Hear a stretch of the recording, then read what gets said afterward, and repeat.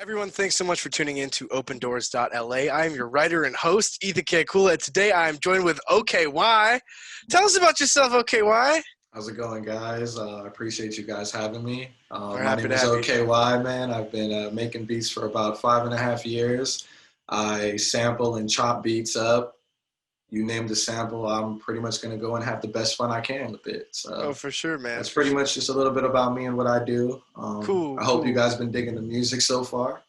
Bro, I've been digging the music, and one thing that I dig, bro, is the fact that you love Dolomite, bro. Tell me about that, because, bro, listen, growing up, and especially within the, last couple of years, I had to go rewatch them because, they Right, added that, kind of mockumentary style of, the right, making of the first Dolomite. Well, it was really, the first and second Dolomite.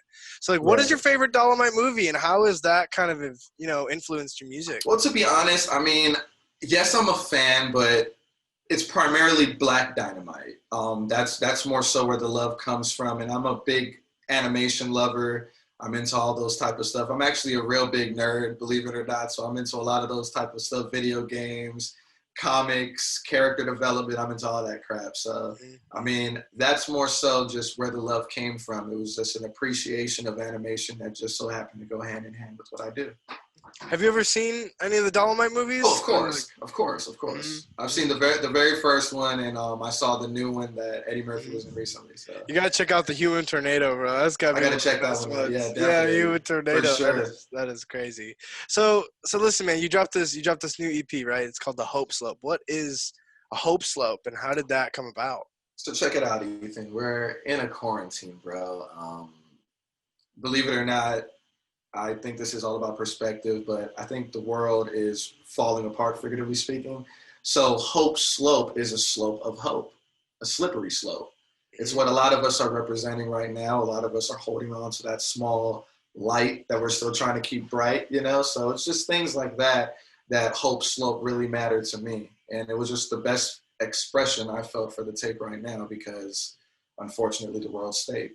And man, you are on a Hope Slope this whole year, bro. You have I dropped appreciate an that, man. EP or an album almost every month this year. So what's up with that? You're just you got a lot of time, so you're just making as much music as you can and just bopping them out or what, bro? Because we That love to plays a see it, man. part. Yeah, that plays a small part.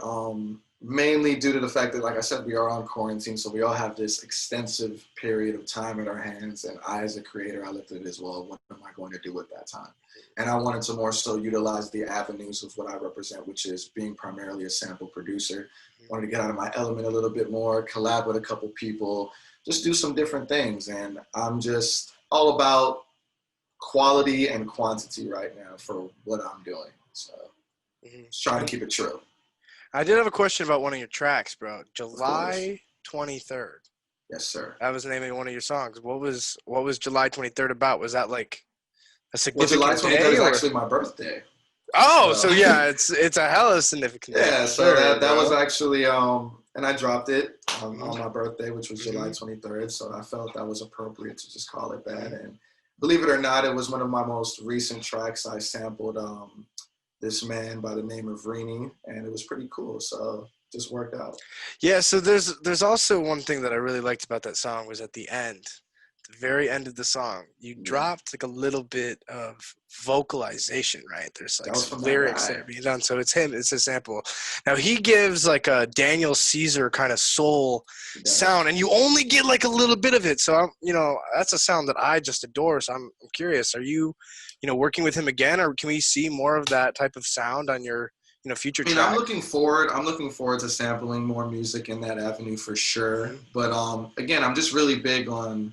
I don't want to say necessarily teasing my audience, but giving them what they came for. They came for the bounce. They came for the cool samples, and they came for the swing. So I just try to be true to who I am. For sure, man. And then lastly, we got to talk about the Emerald tape, bro.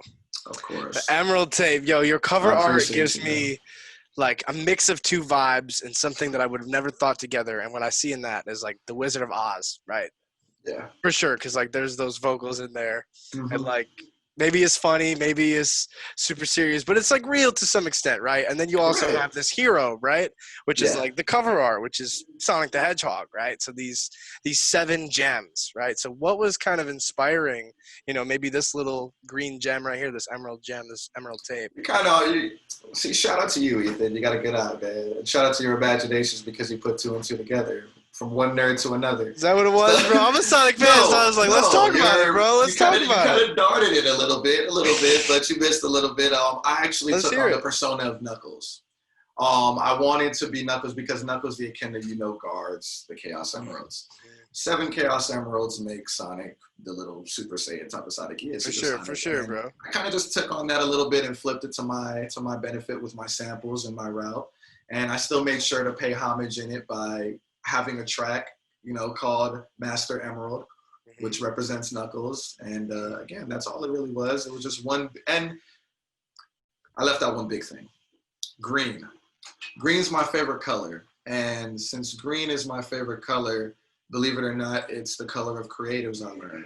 So I felt it was the perfect thing to be for track one. And being that emerald and how bright it was and exuberant, For sure. I thought it fit.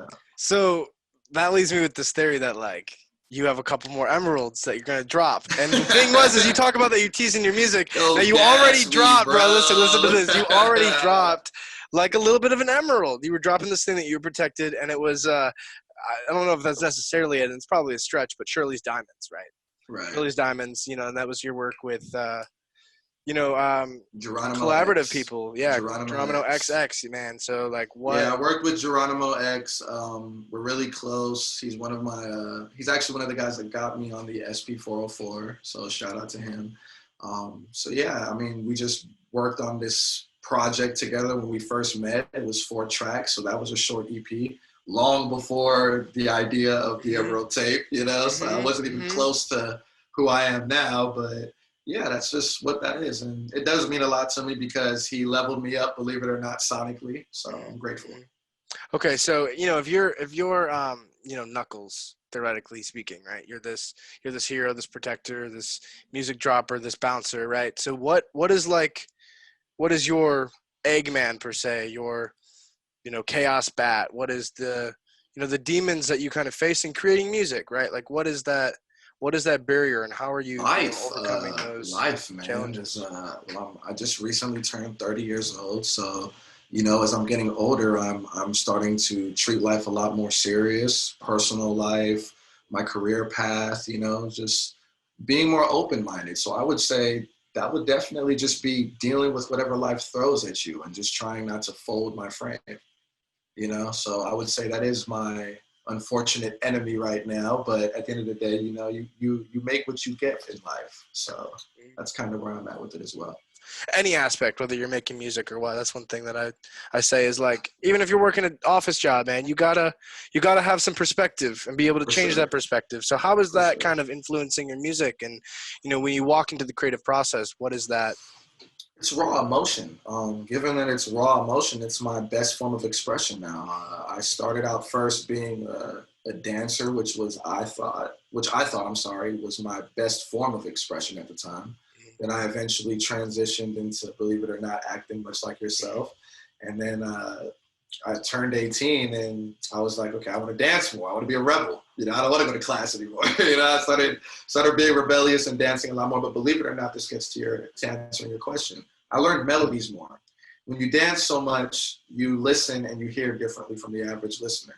Mm-hmm. And that blessing I took over with my music. And I don't really talk about it, but I let my expression be shown.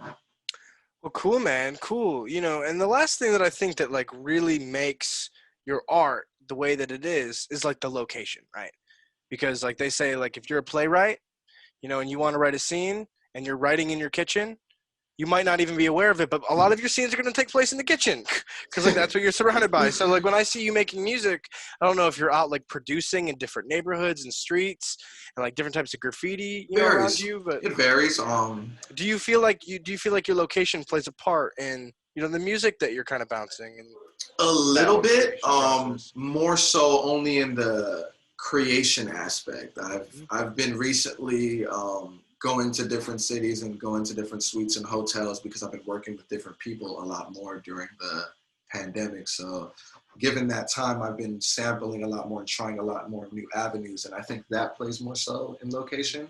But most of the time when I'm just on the SP404, I just kind of have a mindset like it's time to go. So that's all it Well, is. cool, man. Cool. And it is time to go, bro. So thank you so much for joining me, man. I've been your host, Ethan K. Kula, and we'll see you on the next one. Peace. Appreciate y'all tuning in, man.